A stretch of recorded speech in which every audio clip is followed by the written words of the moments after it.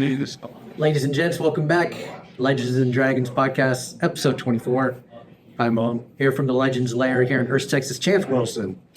It's Jimmy Klaus. What's up, man? So pumpkin spicy. Hey, let me tell you guys as you're watching. Did you just call me pumpkin spice? I did call you pumpkin spice because that's going to be our first one. But listen, I was going to say you haven't even seen the list here of topic questions that or topics that our friends have sent us, which is amazing. So I know you guys think that we have our act together. Maybe Nobody thinks that. Nobody thinks that. We don't. This is the first time. Listen, we work for a living, but it's pumpkin spice season. You a big pumpkin spice guy?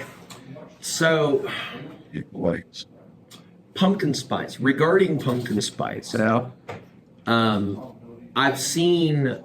I'm aware that that's a thing and that people, especially white girls, really seem to like it.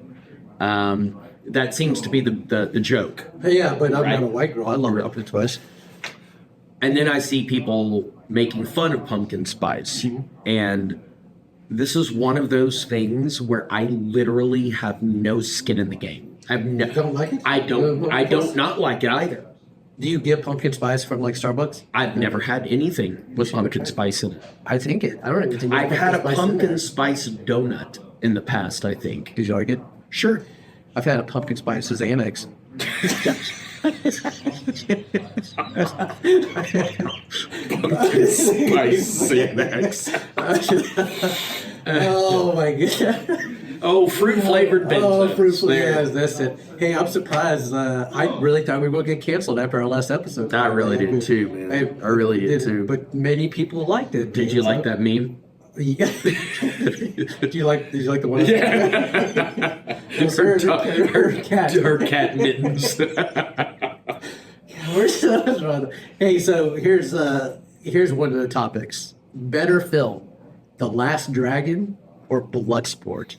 Last Dragon, hands down. Really? What makes it? Hands down. What makes it better than Bloodsport? First of all, okay, The Last Dragon is better because of the age I was when I saw it. Okay. Okay. So there's this concept I call the baby duckling.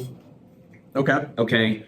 So, the baby ducks will imprint on the first thing they see. Mm-hmm. And so there's this thing that happens when we're at a certain age, like in our childhood, like the age of wonder. Yeah. When we experience something at a certain age, it imprints on us forever. Okay. So this whole 80s thing. Yeah. All right. In martial arts, the whole 80s? No, I'm just talking about 80s, period. Okay. There's just the 80s, like the genre, like the summer of love, the 60s, you know what I mean? Mm-hmm. So there are periods in time, like the Grease 50s, you know what I mean? With the rolled up sleeve, you know what I mean? Yeah.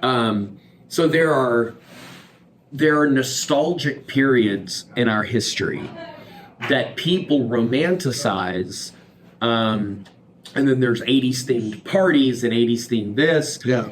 I was there. Yeah. I was a child when this was all actually happening in the 80s. Like I remember recording songs off the radio onto cassette. Trying to time the commercial, the voiceover. So, like I remember all of that. Yeah. And that's when The Last Dragon hit. Okay. Was in Vanity was the star. They had DeBarge, you know what I mean? Like that whole Purple Rain era. Yeah. Okay.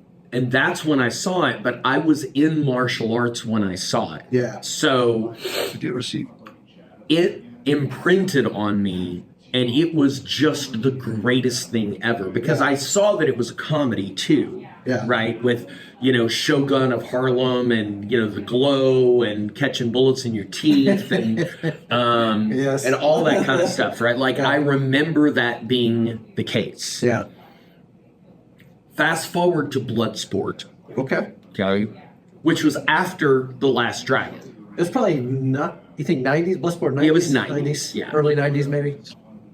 And the thing is that Jean-Claude Van Damme was, I'm pretty sure he was a legitimate martial artist. Like, he was a karate guy. Yeah. But he was more of an actor karate guy. Yeah. You know what I mean? Like, Chuck Norris made his claim to fame in blood and guts tournament fighting. Right. And then became an actor. Jean-Claude was a martial artist, but his name was made as an actor. Yeah. And I knew that. Being in martial arts and being older, when I saw that, I could look at that and go, okay, that's not how fight scenes happen. That's not how this happens. Right. Bloodsport was the one about the Kumite Frank Dukes thing. Yes. Okay. Yeah. So the problem is that I saw that and it was passed off as a true story. Yes, it was passed off as a true story. Yep. And so then when it all came out later that he made the whole thing up and Frank Dukes wasn't really, sorry guys, that it was all manufactured and it was all a fallacy and a fabrication. Yeah. That dropped Bloodsport to the bottom. Okay. Does that make sense? Yeah, because here's the thing. If you had made a movie about a made-up story, yeah, it would be different. But you made a movie and said it was based on a true story. Yeah. That wasn't a true story. Like that came. It was the karate version of Milli Vanilli. Yeah, girl, you know it's true. Yeah, yeah. And then they're like, they're not really singing. That's actually not even their voice. Yeah. It's the karate movie version of Milli Vanilli. Okay. And so I've got nothing left for it. So I grew up. So I'm probably about. You're younger than me. About 30 years or so. You're not 30 years younger than me. We're fact checking. I grew up on the Jean-Claude Van Damme. I know. And the Steven Seagal I know. guys and the Teenage Mutant Ninja Yeah, Turtles. that's what's wrong with you. You're right. That is absolutely what's wrong with me. I mean, I enjoyed Bloodsport. I didn't know. I enjoyed it when I saw it. Well, but here's the thing. I didn't know it was. Like, I didn't even know it was based on someone's supposed life story until probably up to about 10 years ago. Like, I had no idea. Like, I didn't know. Like, I You just didn't thought read the subtitles at the end of the movie? No, man. I don't know how to read. So, all right. So with that, here's a question right here. The funniest student moment while teaching. Oh God, I had no idea. You probably have so many. I'll tell you. I love telling the story about me trying to be like Valdez in his teaching. What Valdez? You could breathe when you're dead. Mm-hmm. The kids, all the students that were there, still remind me of the fact of, hey, Mr. Jimmy, remember when you told that kid who needed his inhaler, his asthma inhaler, he could breathe when he's dead? I mean, that's bad. Yeah, but that was pretty funny. But there was another one too. I'm trying to think that I was with Valdez. I was trying to teach like him, and it just absolutely backfired on me. But that's kind of like the story of my life, though. Like I just float around. Like, I have no idea.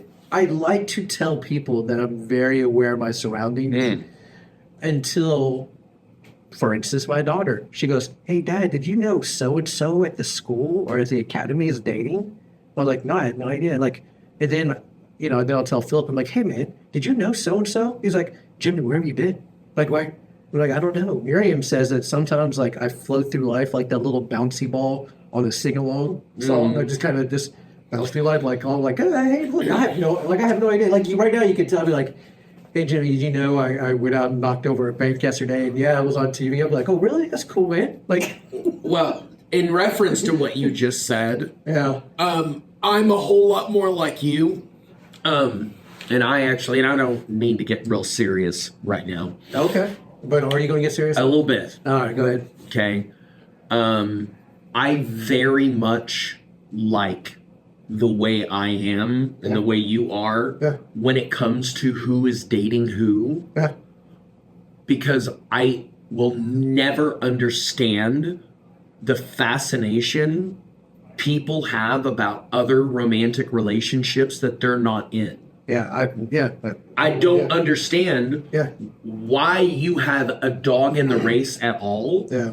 Like, I don't notice who's seeing who because it's got nothing to do with me. Yeah. It's other people's private lives. And I actually had a sit down. I had to have a sit down with somebody the other day because they are fascinated with somebody having a crush on somebody and somebody having a crush on somebody and somebody having a crush. Did you know that this person has a crush on? Did you know that this person has a crush on? Oh my God. And what I noticed is that this person doesn't know that when you're constantly saying so-and-so has a crush on this person, what you're telling everybody is that you have a crush on that person. Otherwise, you wouldn't have noticed it. If you constantly pick up on, oh, did you know that Sally has a crush on Jimmy? Did you know that Rebecca has a crush on Jimmy? Did you know that Sarah has a crush on Jimmy? Well, if I've just noticed 3 people that are attracted to you, I'm paying way too much attention to you. Well, I tell people to stop falling in love with me all the time because they're only going to hurt themselves. Right. They're only going to hurt themselves. And it's a I've never understood the fascination with that. I don't get it because like I said, like you're not involved in that equation at all. So and it just seems like the rumor mill.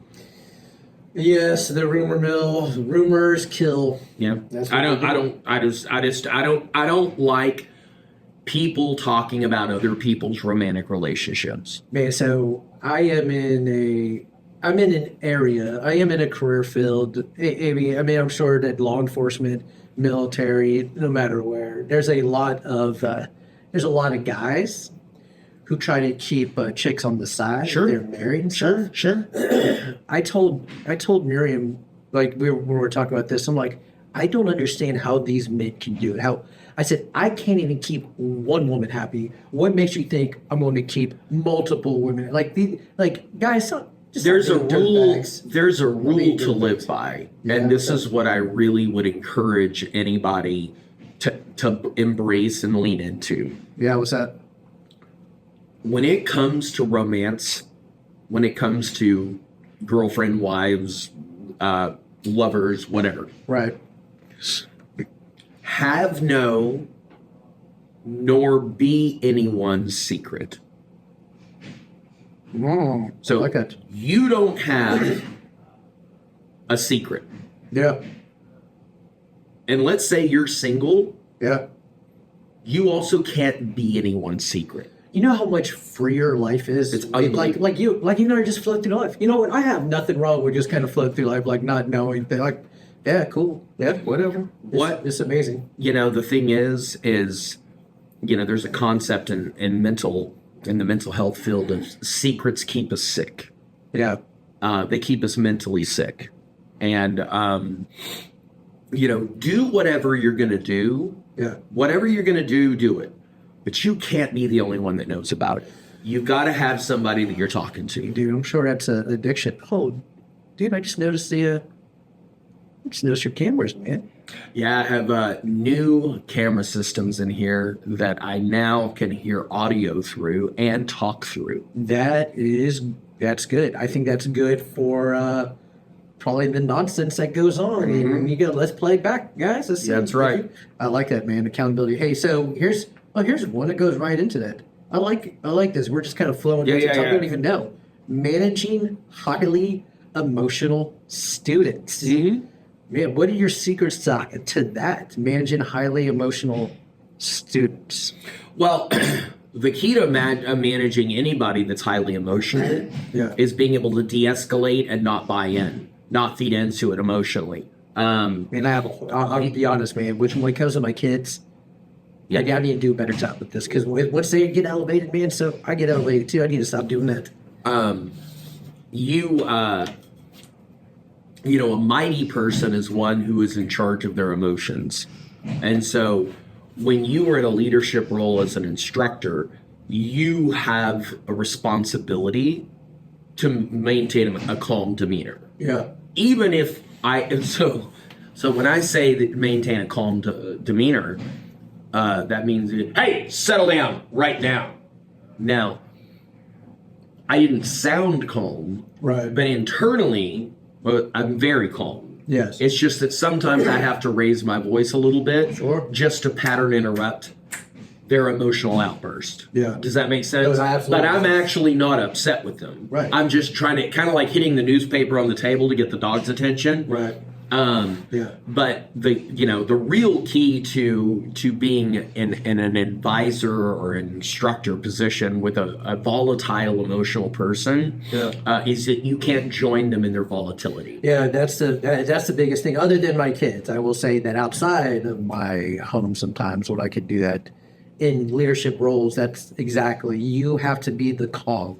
As I tell people, you have to be the lighthouse. Mm-hmm. Because as the seas are rough and these ships are going to, you have to be that stable lighthouse in the middle of the storm. So Yeah.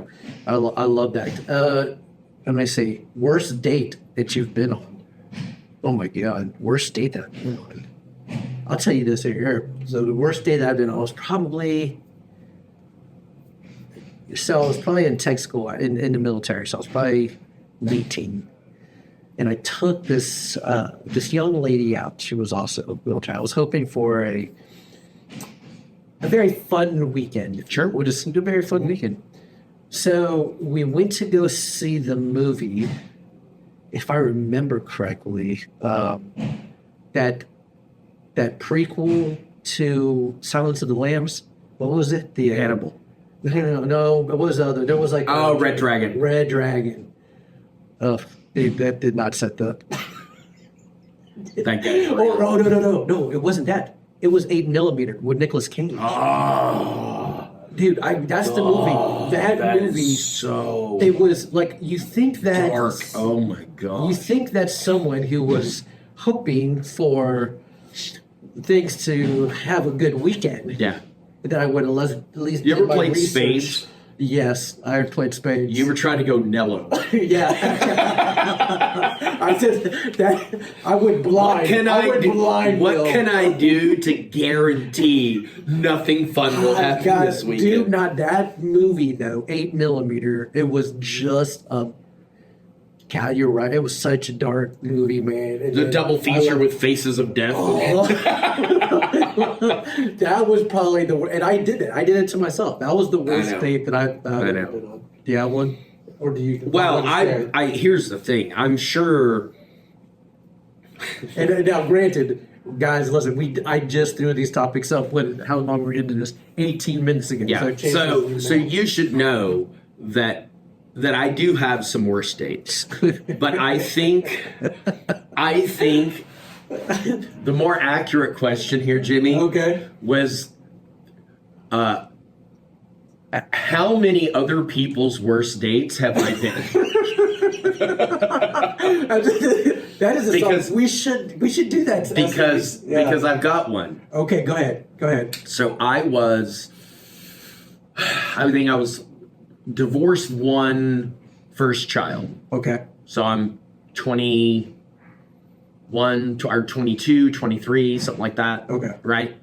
And so we were over at Dad's friend's lake house, and I don't know how these girls were connected, but I was 23, she was 18 or 19, and I still remember her name.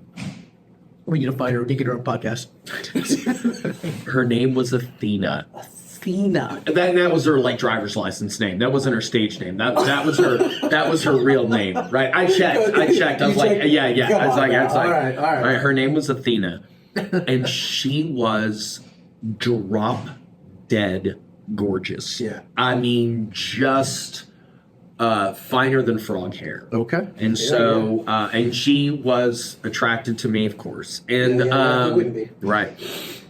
And so we go out on a date. Yeah. And so I go to pick her up at her apartment. Yeah. And I don't know if I had just had some sort of if I'd eaten something bad or what. But I had, like, it was an emergency and I had to go to the bathroom. Oh, God. And I went into her apartment and blew up her bathroom for like an hour. Like, and it was one of those where you're just like sweating, you know, and you can't get up. Like, you can't get up. Like, this is, it was, okay. I went into her apartment. First date, by the way. Okay, first date. So there was a second date. Yeah, there was. Oh, okay. So first date. Okay, first I'm date. just saying she didn't know me real well at this point. And I end up on her toilet in her apartment. Yeah. Like Murtaugh in the second Lethal Weapon, Yes. where his legs fell asleep. Oh, man. And I was so mortified Yeah. that when I could finally get up out of her bathroom, I just left. I never talked to her. Never talked to her again. I was so embarrassed. Yeah. I was so embarrassed. Yeah. So so you just walked right. I'm sorry. I gotta go home. Yeah. So, all right. So, Well, but to be fair, Yeah. she wasn't blowing my phone up either. Yeah, okay, After that. Yeah. So here's a story. So we get a date. So I met this girl. So I'm in Virginia Beach. I meet this girl at the skating rink because skating rink was the thing to do. You go on the weekends and stuff. And so It's a rite of passage. this young lady, she was gorgeous. And she was very attractive. So she gave me her number. Didn't know anything else, so I called her. This was before cell phones, kids, by the way, or it was probably about the beeper time. It was starting to come on track. But anyway, so I call her up. We go on a date. So she gives me her address. I asked my dad. It's like, hey, Dad, can I borrow the van? Sure. The van looked like, it really did look like a kidnapper van. I mean, it wasn't white. It was two-tone. It was like light brown, light tan on the top, and dark brown on the bottom. 18 means kidnapper. Yeah. So anyway, and I think that the side was dented in. I think I told this on the podcast, another one about, lifeguarding and going on. So anyway, so I think it still had the dent in the side. So she gives me her address. She goes, okay. And so this is when, again, kids, no cell phones. This is right then, or even the map. She goes, okay. So you get off this exit, then you turn left at the sleeping cow, then you turn right at the big giant oak tree, the willow tree, right. Yeah. So I get to her house. I pull into the neighborhood. This neighborhood is, and listen, I have been classified by some as the guy that lived on the other side of the tracks. Okay. I didn't really grow with.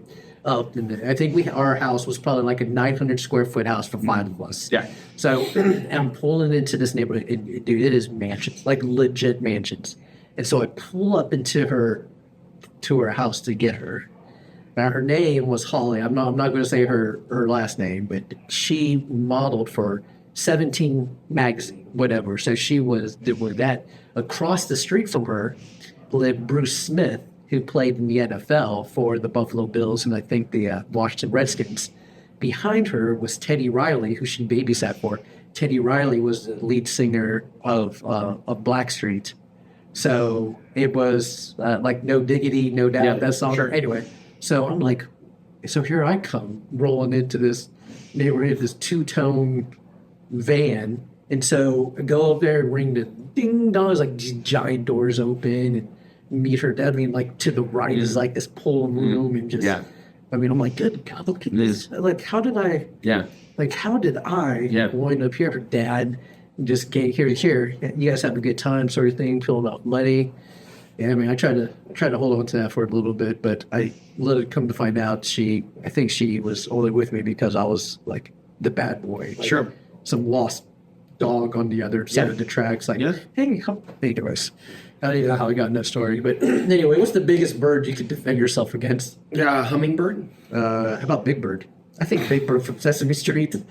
I don't think he has anything. I think a little docile. You think? Well, and I don't know if you're aware of this, but that's a guy in a bird costume.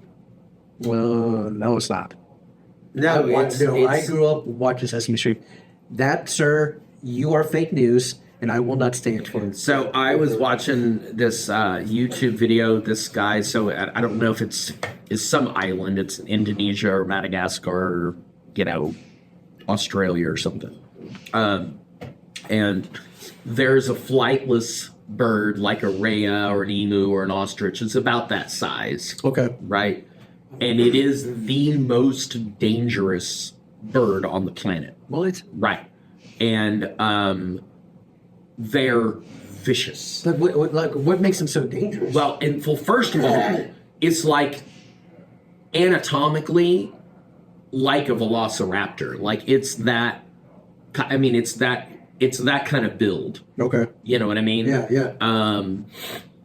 And I can't remember the name of this bird, but he got in the cage with him, and he was terrified. Well, I mean, in their heads it's like an ostrich. I mean, it's big. It's really, really big. Yeah.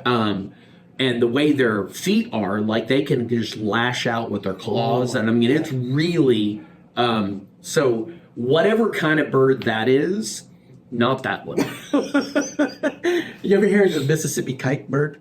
No. So I was stationed at Altus Air Force Base, Southwest Oklahoma, and we were at the golf course. So I was at the golf course with one of the guys I work with, and I've heard that, oh, hey, be careful, these Mississippi kites is a bird. And I was like, oh, so when you're walking around, make sure you have your golf club sticking up because they're going to attack the highest point or whatever. Like if they have a nest in the tree. I was like, okay, I just took that piece of advice. Like, okay, cool, thanks. Anyway, so I'm not a golfer, by the way. I don't know this. But so anyway, I shanked the ball somewhere, and I'm over here trying to find it. And then all of a sudden, dude, I get hit in the back of the head. I mean, it was pretty dang hard. I thought the guy that I was with didn't yell for, something to watch out at all. So I'm like, oh, man, I look up, and here comes this bird circling around to attack my head. Oh, dude, it was wild. I couldn't beat that bird up. No, that bird was on me. Well, I think the power of flight really unevens the odds. Pound for pound, I can handle a bird. You think so? If they can't fly. No, you just said that flightless bird. Other than that bird. Pound for pound. Big bird. I'm saying big bird. What are the benefits surprising benefits to consistently training? Ooh, man. So here's the thing right here. We've talked about many episodes about, injury, training injury. I tell you what, having Stephen Wheeler on this podcast really opened up my eyes. If you guys haven't noticed episode, go scroll through. I think about what he says often, right? About, hey, doctors are really good at putting bones back in. Maybe that's their job, right? Mm-hmm. But how many people do you know that had shoulder surgery, still jacked up shoulders, or knee surgery, still jacked up knees, or hip surgery, whatever else? So I think that the benefit of consistent training is to avoid injuries like that.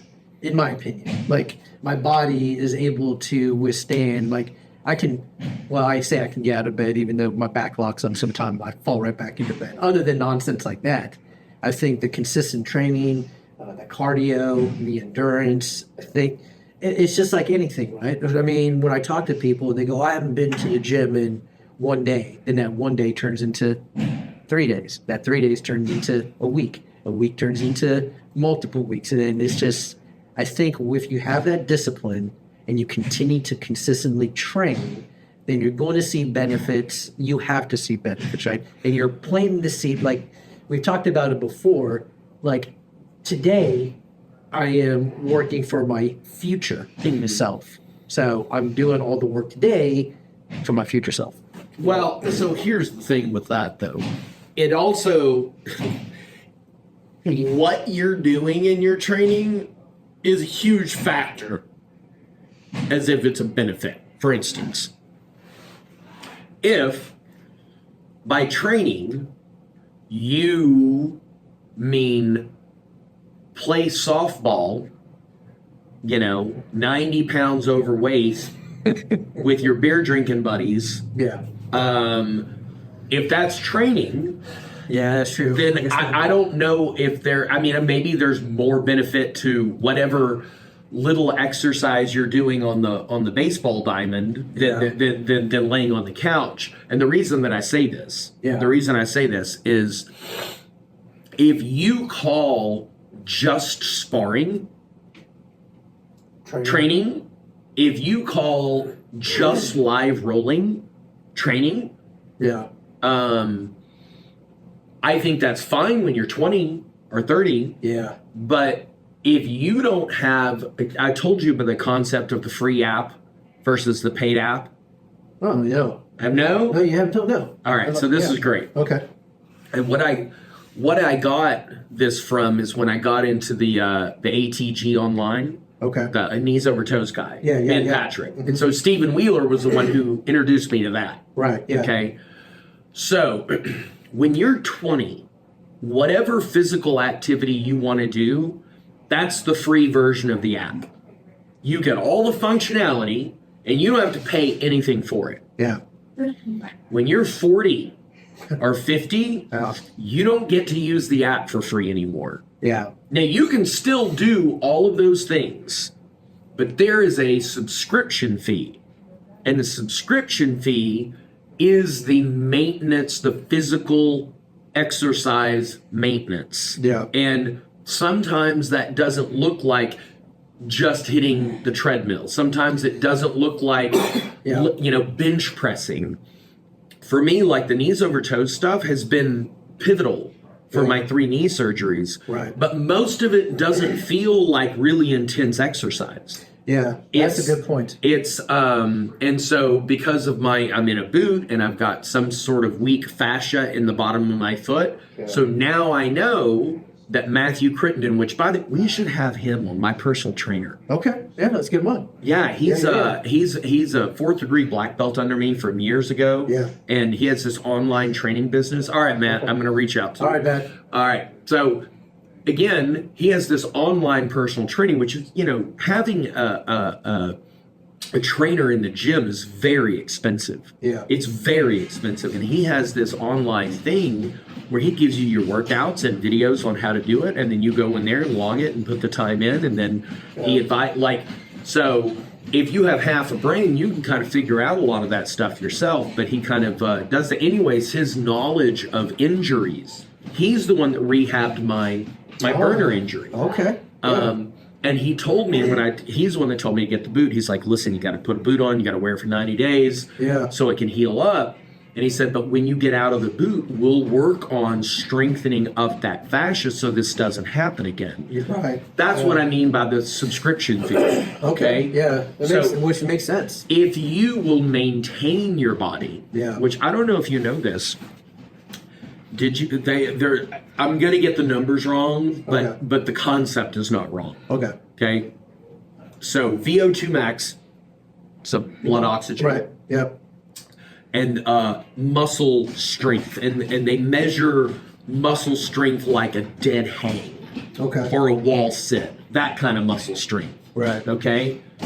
That if you are in a certain percentage of VO2 max and muscle strength, right? Yeah. You are 5 times less likely to die early.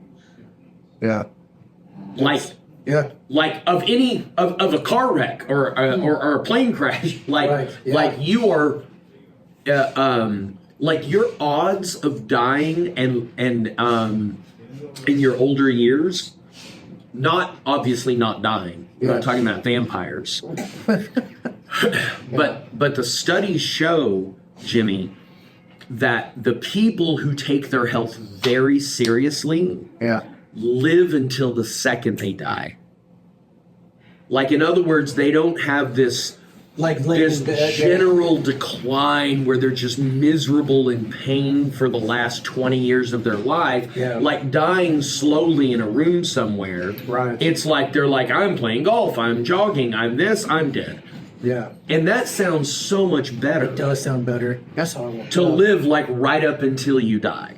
Does that make sense? It does. And your health is going to be what determines the quality of your life later in life. So I have I told you how I want to die? Oh, by the way, that noise here in Blas is putting Nikki to work. Yep, Over there. putting her through the ringer. I want to die. Now, Well, not now. Being intimate with my wife. that's a beautiful, beautiful. Yeah. She goes, why would you want to scar me? And I'm like, not scarred. Right. Did you ever see the movie Cocktail? Yes. Tom Cruise, Yes. where he writes his own obituary. Yes. Yes. Died at the age of 95 while betting his 18-year-old wife, who's still in the hospital recovering from exhaustion. Did I ever tell you my cocktail and dreams thing that I wanted to do? No. So when I got out of the Air Force, so after I got divorced out of the Air Force, or while I was still in the Air Force, and I went to Oklahoma City, I got the job doing airspace procedures. The Air Traffic Academy is in Oklahoma City. So I swore I was never getting married again. I was never getting married again. Well, that was 2 years. I mean, we barely saw each other, whatever, man. It was, I think it was 2 years, not 2 feet. But anyway, so my plan, because now I was on a set schedule Monday through Friday. I had weekends and holidays. I was like, oh man, it's full. I was going to get a loft in Bricktown, downtown Oklahoma City, and I was going to be a bartender on nights and weekends after my job day. And so I tell people this, and if Miriam was right here, she would say, I saved Jimmy from STDs and child support. Yep. But I was gonna flip those bottles, man, catch it. Mom named Cinnamon. Yeah. That's right. Or Athena. Oh my goodness. When training with your family on the mat. Okay, hold on. This is when training with your family on the mats isn't a good idea. I think it's very clear. So here's the thing. This is funny. I was thinking about that as I was writing it down. So, and then we'll follow the other one, how to balance training with work and family obligations. So we'll just roll into both those topics. But for me, training with my family, I do it like my kids. Like they can call, they say dad or whatever, but I'm not your dad on the mats. Okay. I am just a student. Sure. Like you don't come to me with your problems. Once we cross and once we bow into the mats, I am a student just like you're a student. I'm an instructor just like you're an instructor. Mm-hmm. Like don't come at me with your drama. Don't come at me with kid stuff. Right now you're a student. I'm a student. You're Master Burleson. We're learning from Master Burleson. We're on the mats. That's it. Okay. Like so, but there have been times on the mats where Journey may have just got grounded from using her cellular phone, and she is very upset with me. And it may be a sparring night, and we may be paired up because Matt that says, "Journey, go spar with Journey." All right. And so now she's still angry with me. Of course, I let her take it out on me. I don't care. Still, Sure. And of course, I have to protect my groin a lot more because she targets that like a. Anyways, I. What's it? You okay? Yeah. All right. So I have a. Sorry, my stomach was a little upset. I was thinking about the story. The story, yeah. Of Athena. Yeah, man, I got it. All right, so I can tell you exactly when training on the mats with your family is not a good idea. Please do, because you have more experience. I have a lot more coming from experience. coming from the instructor side. Okay, so very, very, very simple test to see if training on the mats with your family is not a good idea. Okay. Okay, lean in here just a little bit. Good. Good.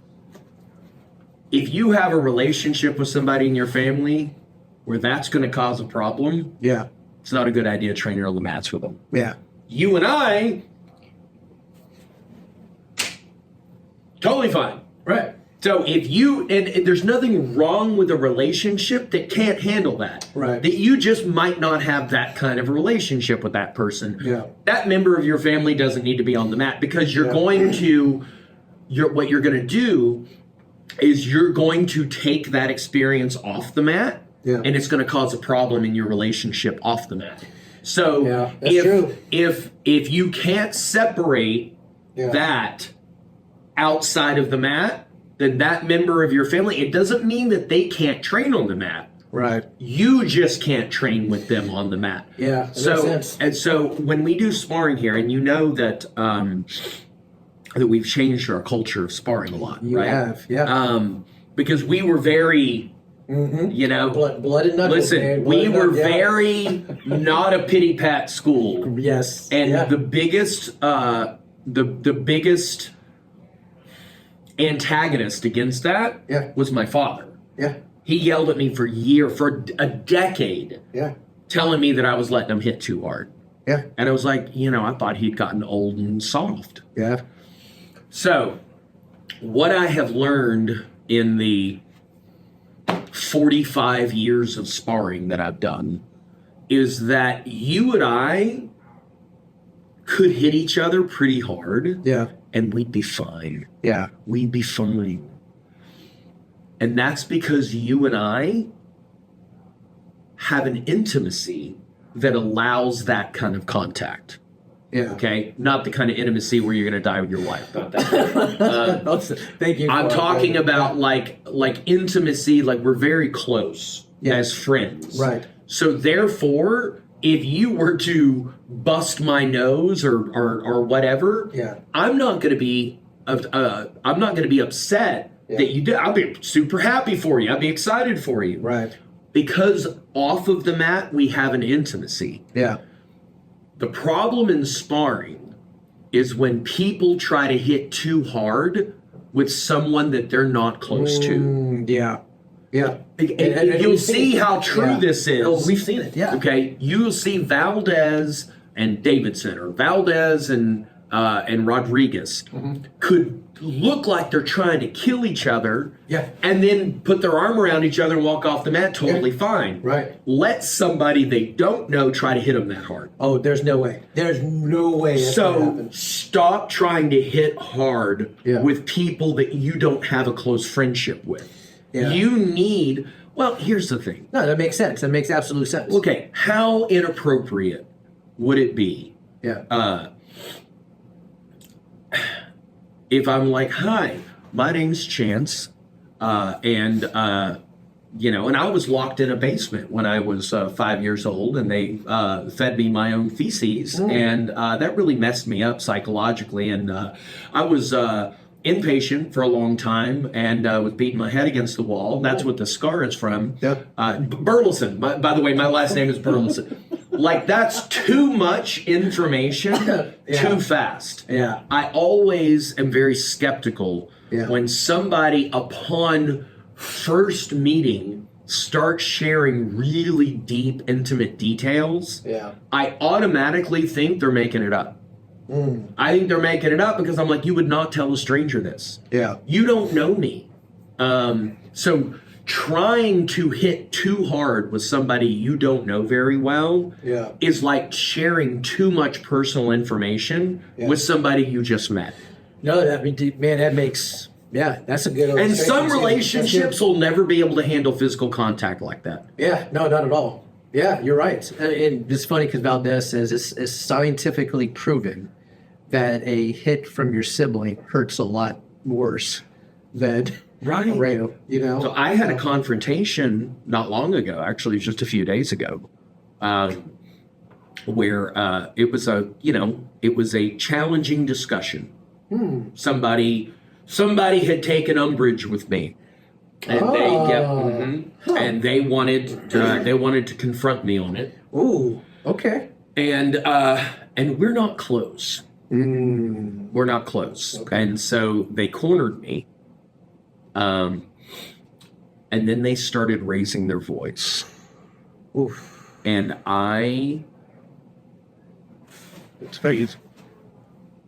drop your voice when you talk to me. Yeah. Drop your voice. Now, it's funny. You and I are super loud all the time. Yeah. And honestly, if you were upset with me and you raised your voice, Yeah. it would be fine. Right. Yeah. It would be fine. So why How many is... times have you raised your voice at me? Yeah. Yeah. I'm like, okay, So yeah. why is a behavior okay when one person does it, Yeah. but not when somebody else does it? Well, you just said it. It's the closeness of the relationship. Yes, intimacy of it. Yep. Yeah, I like that. So, how to balance training, work, and family obligations. It's all the same thing for me. So I don't have a... Yeah. So you have no dog in this fight since but it's good. So for me though, it is I'll be honest, it is a very, it's difficult. Sure, of course it is. So I have to balance my wife when she wants me around, when my kids want me to do stuff, when obviously work, the rotating shift work that I work, and I know there's many out there that work rotating shift work as well, and then the 6 days, mandatory 6-day work weeks I have to do because of staffing. It is difficult. It's challenging.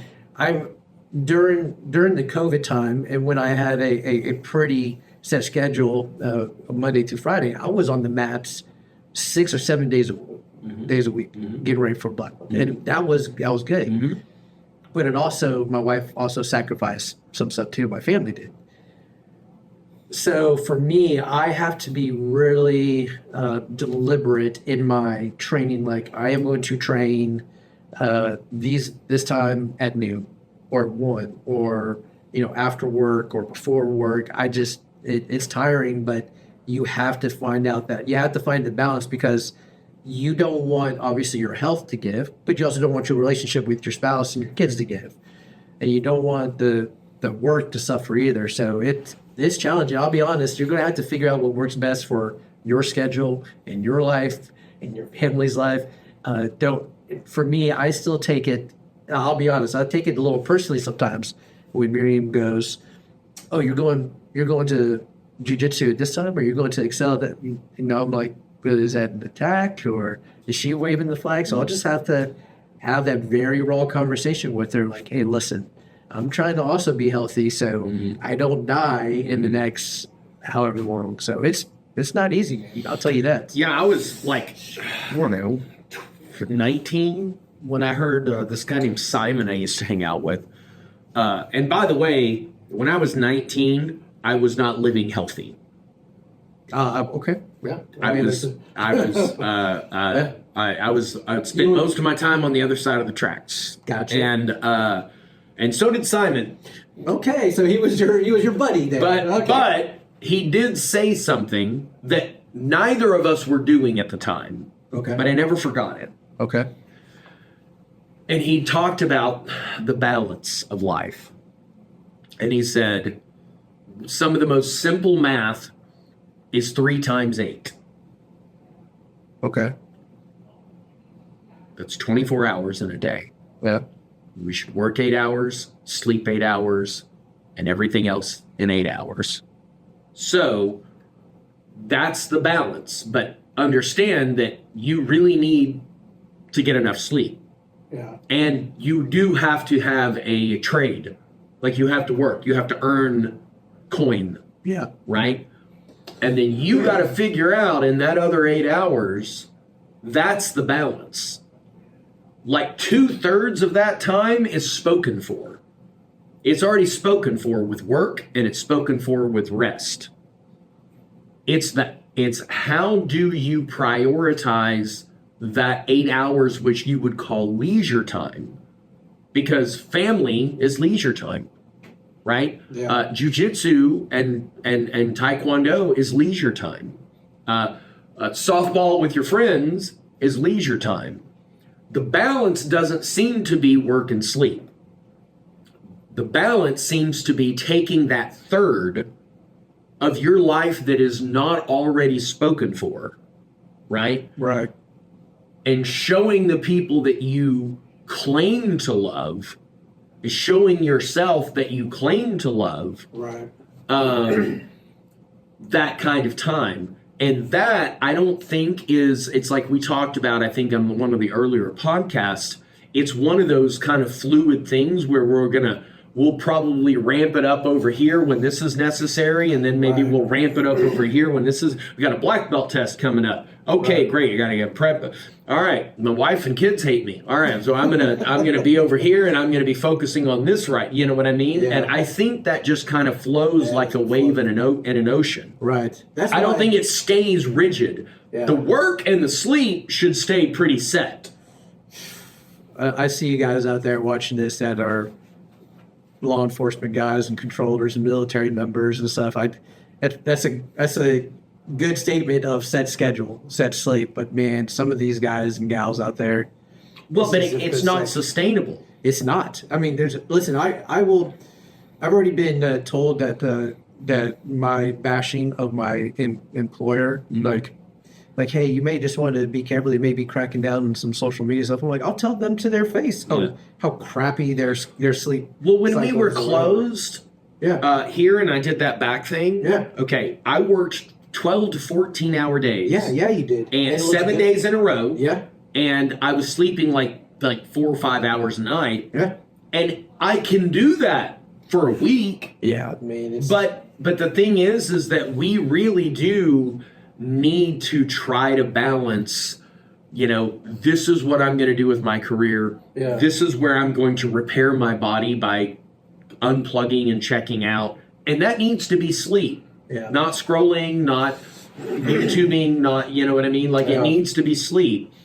And then we got to figure out that other third. And that's where there's a statement that I try to live by, but I do a better job sometimes than others. yeah, We tend to live what we believe. Now, what that means, Jimmy, is that what you tell me you believe yeah, isn't what you believe. That's what you think you believe, Yeah. and that's what you maybe would like to believe, but where you spend your time is what you really believe. oof. Yeah, you're right.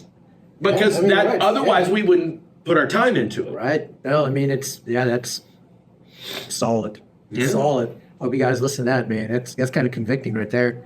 Hey, so there's been some others too. Oh, by the way, I got to give a shout out to my daughter, and so this goes out to the parents out there and to the single moms, or to the single ladies, or to the moms, daughters. If you're a lady, you listen to this. 2 X chromosomes. Listen to this. So Journey has been driving herself to jiu-jitsu. That's so cool. I mean, she's like, hey, Dad. And the thing that she has really connected with, she has connected with the ladies at jiu-jitsu. Like, if she was here, she would easily connect with Nikki. She would easily connect with some of the other, Heather, some of the other ladies here. But she has found a group on the mats of ladies she loves to roll with. She would feel comfortable sparring, me, you, the other people she trusts at jiu-jitsu.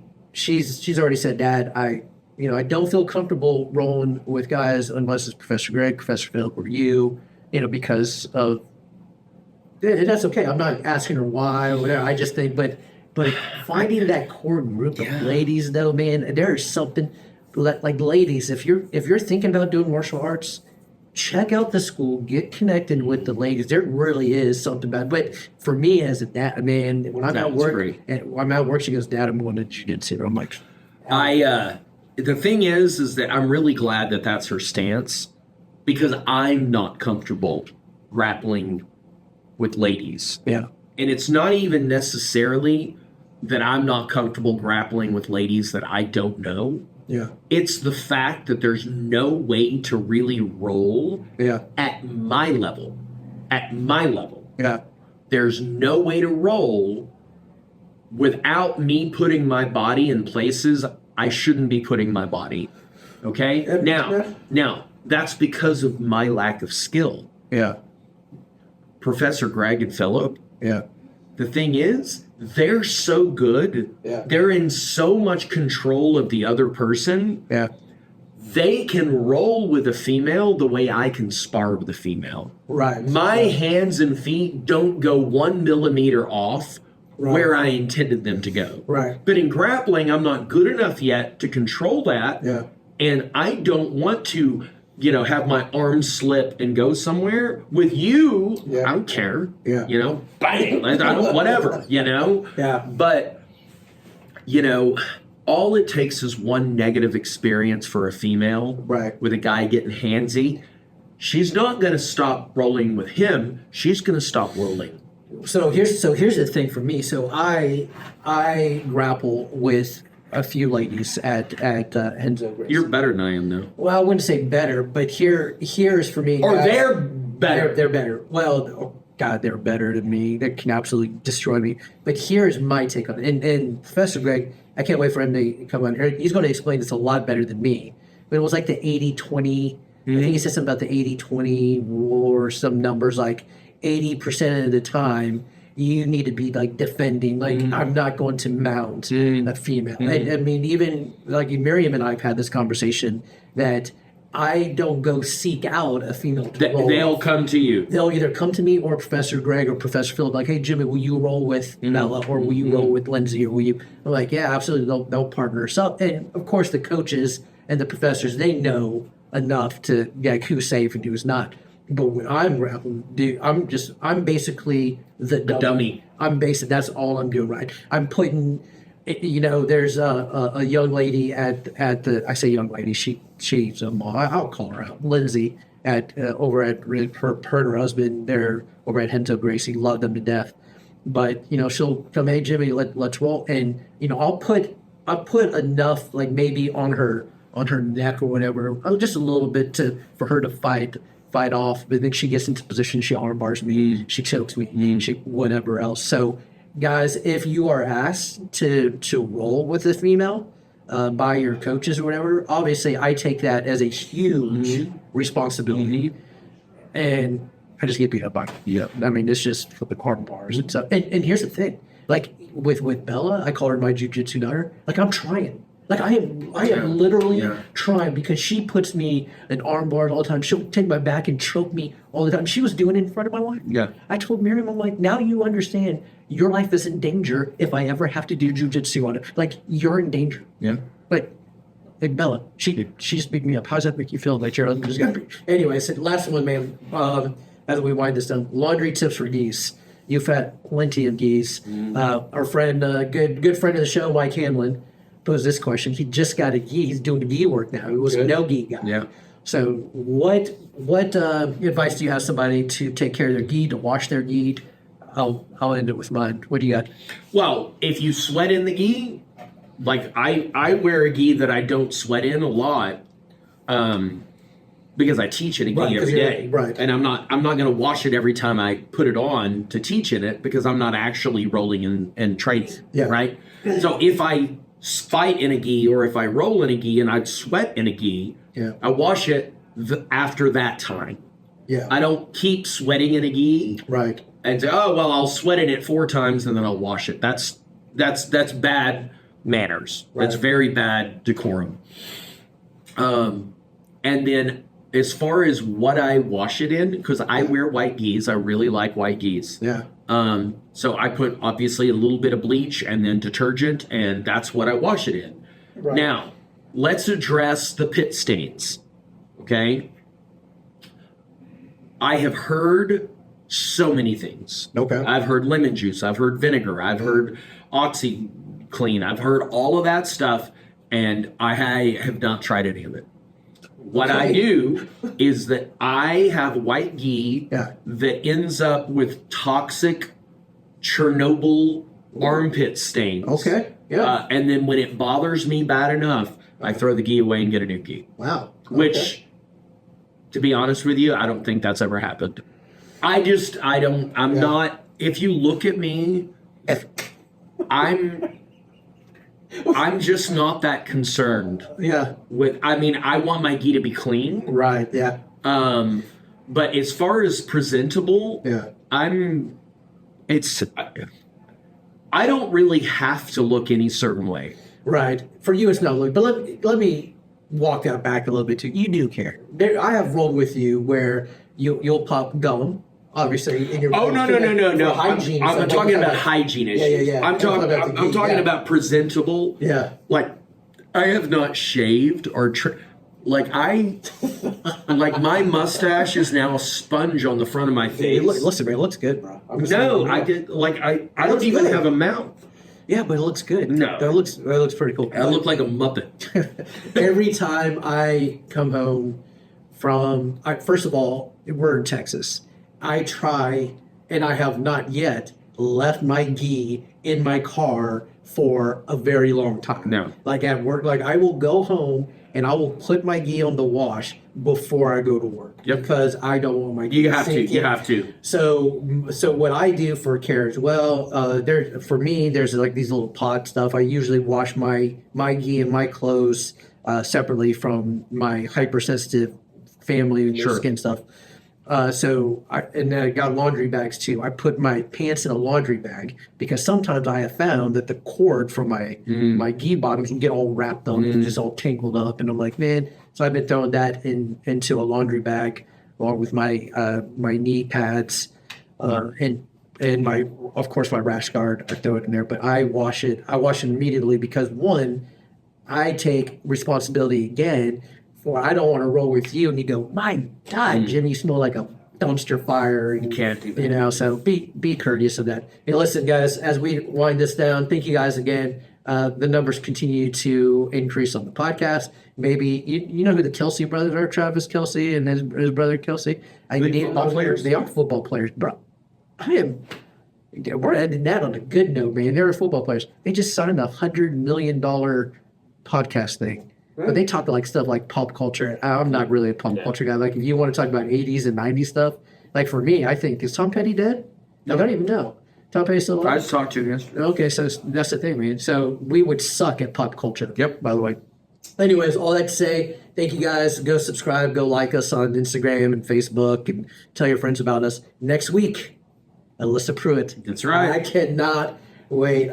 Dude, I'm a huge fan of Alyssa Pruitt. Yeah. So I'm probably going to embarrass her because I'm going to fanboy for Alyssa Pruitt. So anyways, check us out, guys. Much love. We appreciate you guys. See you next time.